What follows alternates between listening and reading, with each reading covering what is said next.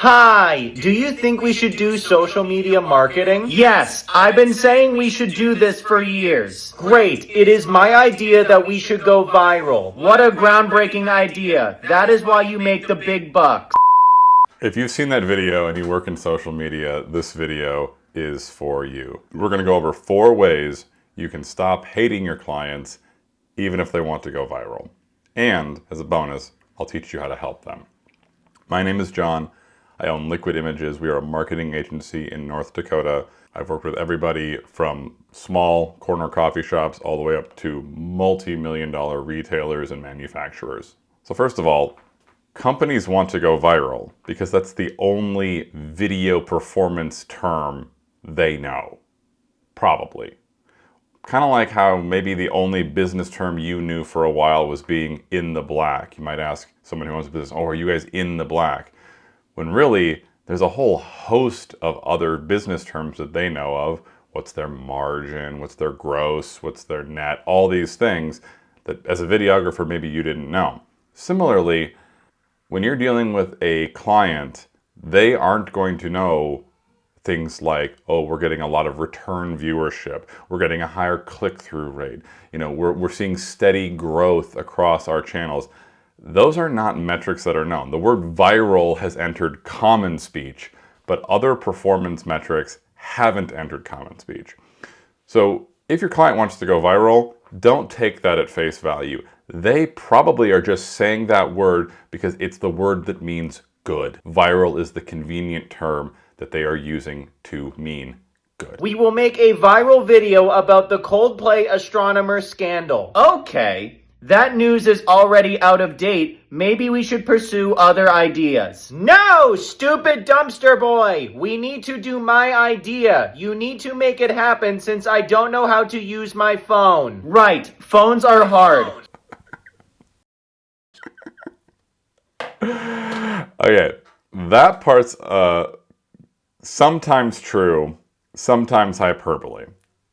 If you have a client who legitimately calls you a dumpster boy and tells you that you have to do their idea, you should leave that client and go find other better ones. There are better ones. I don't work with any clients like that. When it comes to the idea, one thing I've learned is that there is a very big difference between the sorts of things the people at a company might find funny and the sorts of things that they would publicly post as the company. Just because you and your contact at the company had a good laugh about some recent scandal or some viral moment doesn't mean that the company is going to eventually post that. There's a good reason for that. I'm going to get to it in a second. Here is a draft of the video. Oh no, this is not brand safe. Do better? Okay, so 2 things here. One about brands, but also about the costs. It's easy to think when you're working in social media that posting immediately, being edgy and funny and right, like, you know, going for it is the way to go. And for social media, that's correct. A social media influencer can do something egregious, horrendous, drop off the face of the earth for a while, come back with a little bit of a rebrand, and still be very successful. But companies, especially retailers and manufacturers, have much higher stakes and much less margin for error. A company doesn't have the luxury of going offline for weeks or even months while the public forgets about it. For some of my clients, if they were to close their stores or close their factories for even a day or 2, that would significantly impact their ability to meet their obligations. And that's probably the biggest difference. Companies have unimaginable obligations. They have obligations to suppliers who they are paying for the goods that they are either going to build or sell or what have you. They have obligations to perhaps their landlords if they're renting a space, or if they're paying off a building, they are paying off, you know, whoever it was that, you know, the bank who built them, who, you know, gave them the money to front the cash to build the store. And these are not small amounts of money. As a videographer, If you're in the video business, especially if you're a solo freelancer, the odds are you've never had to make payroll. And that's fine. I've never had to make payroll. I only work with other contractors. I pay them like contractors. There's no obligation on my part to meet payroll, let alone health insurance or what have you. But companies and your clients have those obligations.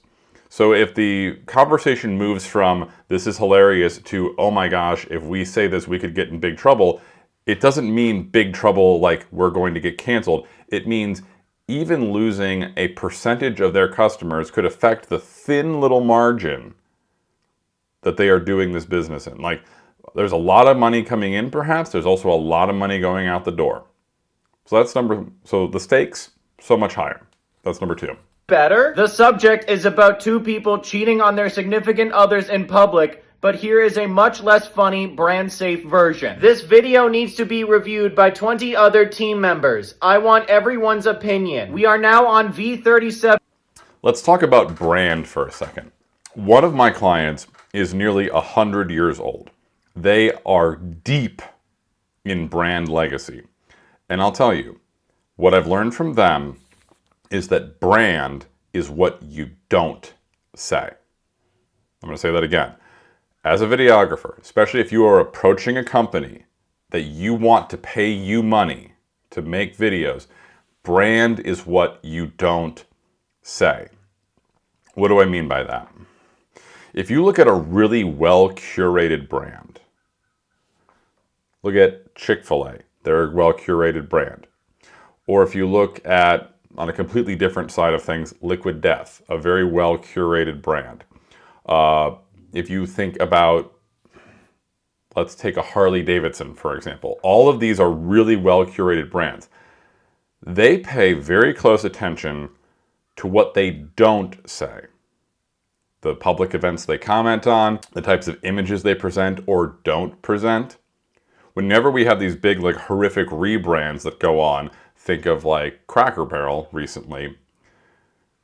The reason there's so much outrage is that brands with a lot of brand equity, brands that are well known and have a lot of depth, there's been this agreement with the public about there are things we don't say, there are lines we don't cross. And when you cross those lines, it breaks the public's trust because those were things that were not on the table for discussion. They just weren't part of what the brand was ever going to be talking about. So if you have a funny video idea, it might be funny, it might even get a lot of attention, but if it falls outside of what the brand would say, that's a problem. Now, if you want to talk to your client about how you could move the brand forward or change the tone or direction, you need to buckle up. That is not going to happen when you're discussing a viral reel you could make, right? Because as this video points out, the time window for that is like hours, if that. Not everyone has the freedom of Ryan Reynolds to see a Peloton ad that everybody hates, go out and hire the actress who was in the Peloton ad and put her in an aviation gin commercial all within like 36 hours. You don't have that freedom, quite likely. So, if you think the brand needs to start changing the things it says or adding things to the things it says, you have to have those conversations over months, not weeks, potentially even over years. One of my clients, we have been working on a new brand mark and a new brand slogan for them. This is a family-owned business. There is a lot of money at stake, millions of dollars at stake, but tens of millions of dollars actually. And getting that mark and that tone correct is very, very important. Why? Because again, number 2, a lot is at stake. And a lot is at stake in brand because brand is what you don't say. Now on V37 of a very outdated joke we should be able to post now. Hold on! We now need legal's approval. This will take anywhere between 2 and 9 weeks. Okay, perfect. This will really break the internet when we post in 2026. Okay, so first of all, lawyers. Yep, lawyers kind of suck. But if you get to the point where you are about to post something and you get a random curveball that, oh, someone else has to review it, that's on you. That's your fault. You need to know ahead of time who is going to review your video, who the stakeholders are, who ultimately makes the decision. You need to know that ahead of time. In fact, I want you, if this little clip resonated with you, and by the way, shout out Fenty Fried Chicken, hilarious, you should follow him. But if this clip resonated with you, there's a couple things you need to do to make your video business successful and also to keep yourself sane. First of all, recognize if you are approaching a company that you want to have as a client, you are asking them to basically use your voice to speak to their customers. That's a huge privilege. That's an incredible responsibility. To be the voice of a company, to be the person who is making videos that interface between the company and the public, incredible responsibility. And it requires you to do some stuff and think in a different way than just, I make videos. If you go to a client thinking, I make videos, every time they reject your video, it's going to feel like a personal attack on you. And that's going to get old really quickly and really, really frustrating. However, if you frame it as, I am asking to be the voice of this company as it talks about itself to the public, and also as it talks about itself to itself, that reframe is going to give you the ability to have a much thicker skin. I'll give you a couple examples. My manufacturing client had a multi-month planned and unbelievably expensive shoot that never saw the light of day. And I couldn't take that personally, even though I was the director and in charge of that entire shoot. The behind the scenes photos of this were amazing. Can't show them because that ultimately was not where the company wanted to go. I have filmed entire television campaigns that the client did not take to air. Not personal. It was all about what is the best thing for the brand and what voice does the brand want to talk in.